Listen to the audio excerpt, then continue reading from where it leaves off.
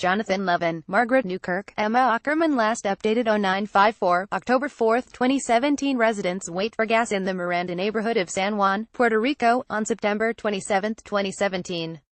Only 5 months ago, Puerto Rico claimed the Guinness World Record for the longest parade of classic cars, 2,491.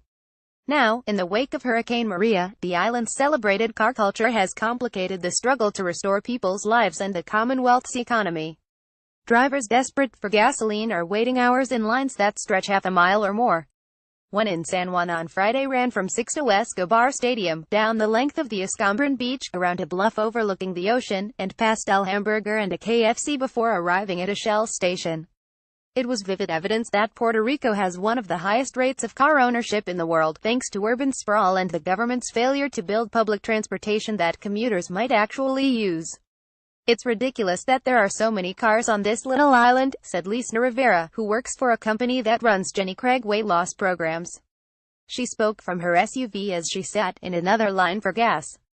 Read more. Puerto Ricans evacuate dam zone. Thousands evacuated as fears dam will fail in hurricane-struck Puerto Rico. Hurricane Maria barrels towards Turks and Caicos, leaves 32 dead. Governor Ricardo Rossello has tried to tamp down panic by giving a running tally of how many of the island's 1,100 gas stations have reopened.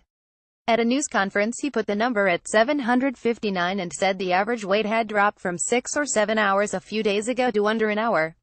"We have been able to reduce gas lines," he said. Many drivers, though, are still struggling to fill their tanks. Everyone whose job wasn't blown away by Maria is anxious to get to work and get paid so they can rebuild their lives. 70-year-old Julio Diaz said he had driven with his wife from Toa Baja using precious gas to make the 30-kilometer trip because the lines were even longer there. In the car behind him, his daughter Zoe Diaz, who uses a wheelchair, was equally desperate. "I have to get around however I can," she said. The Diazes and other drivers started lining up early Friday morning.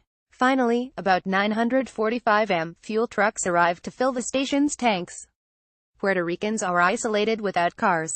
Lacking in widespread public transportation, residents have turned to their own vehicles, said Hani Mamasani, director of the Transportation Center at Northwestern University. "This is very much an auto and highway-dependent island," Mamasani said. About 931,000 Puerto Ricans drive or carpool to work out of 3.4 million total residents, according to U.S. Census data.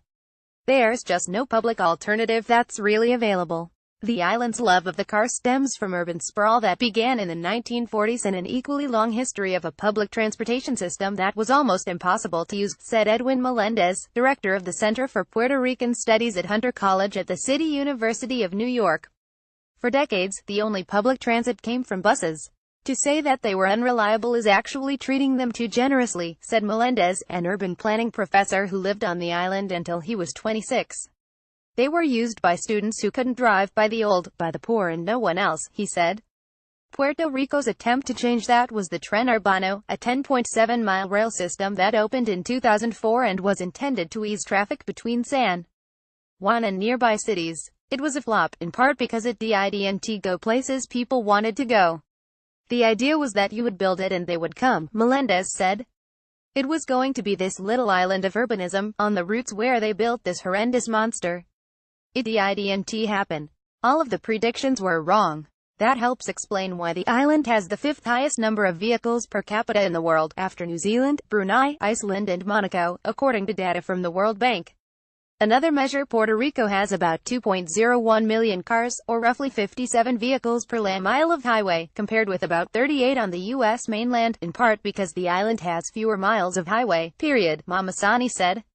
Melendez said the island's reliance on cars isn't the only reason people are standing in line. He said his family is using gasoline to fuel a generator for an elderly relative who needs to keep cool.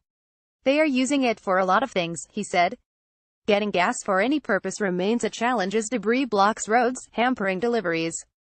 Data on gas prices and availability has been hard to get since the hurricane, with most stations offline and likely unable to fill tanks, said Dan McTeague, senior petroleum analyst at GasBuddy.com. "If you can't power your terminal, you can't dispense or move fuel," McTeague said. Before Hurricane Maria, tens of thousands converged on San Juan every day from neighboring municipalities to work. In coming days and weeks, the unloved bus system may be one of their few options, though it could add hours to commutes. 8 routes started Friday, and that number was expected to increase Monday. Tren Urbano is a different story, because the island first has to re-establish electricity, and authorities don't yet know when that will happen, said Carlos Contreras-Apani, executive director of the Roads and Transportation Authority. Some residents said they'll skip even the limited public transport that's available. Rivera, one of those waiting for gas in San Juan, said there simply isn't a route that makes sense for her. She'd end up walking 45 minutes and arrive sweaty at work. For that, she blamed politicians and their broken promises. It's a combination of poor planning and politics, she said. Everything is politics. Washington Post.